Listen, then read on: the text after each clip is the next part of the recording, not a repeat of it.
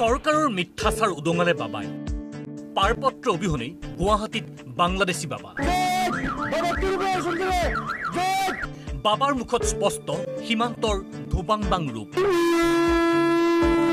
এইজন বাংলাদেশী বাবা নাম মহম্মদ আব্বাছ অম্বুবাচী বুলি ঢাপলি মেলিছে বাংলাদেশৰ মৈমনসিংহা জিলাৰ পৰা কোন গেট দিয়া ঢুকছিলা তুমি কৰিমগঞ্জ কি কৈছে যিকোনো বৰ্ডাৰ কল এইবাৰ আসাৰ সময় সোনামুৰা সোনামুৰা হ্যাঁ। কোনখানে আছে এটা হলো এই যে ত্ৰিপুৰা ত্ৰিপুৰা হ্যাঁ ত্ৰিপুৰা ডিস্ট্ৰিক্ট বাবাৰ মহিমা অপাৰ পাৰপত্ৰ নাই তেখেত হেনো নিজেই কাগজপত্ৰ নিজেই পাৰপত্ৰ ডকুমেন্ট নিজেই ডকুমেন্ট আমার কোনো ডকুমেন্ট না কেন আমি নিজেই পাসপোর্ট আমি যদি বলতে পারছি আছি 6 ফুট মরে গেলে পাসপোর্ট বাবা তেন্তে আহিল কেনেকৈ শুনি আচৰিত হ'ব বাবাৰ কথা স্পষ্ট কৰি দিলে ভাৰত বাংলা সীমান্তৰ লাজ লগা কথাবোৰ ময়মনসিংহ জামালপুর ডিস্ট্রিক্ট এটা ঢাকাতে না কোনখানে এটা ময়মনসিংহ জামালপুর ডিস্ট্রিক্ট অঙ্গপতি জেলা কিন্তু ওইখানে তো তোমার তার কাটা আছে না তার কাটা কি কইছি বাবা 5টা ফুট দিছি বাবা নাইন ক্লিয়ার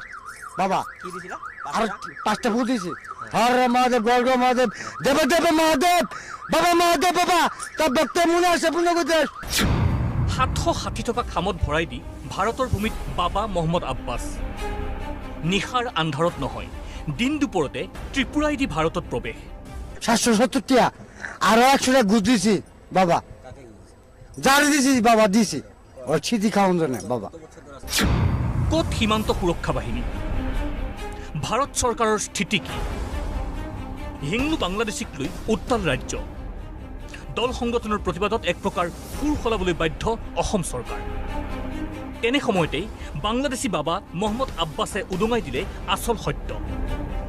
এবাৰ দুবাৰ নহয় 7 বাৰ অসমলৈ আহিছে হেনো বাবা আব্বাছ কে 12 বছৰ ধৰে বাবা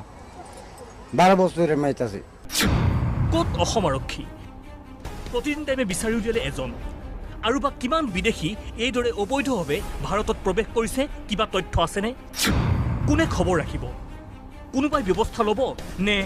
অবৈধ বাংলাদেশীৰ বোজা লৈ থাকিব লাগিব অসম আৰু অসমীয়া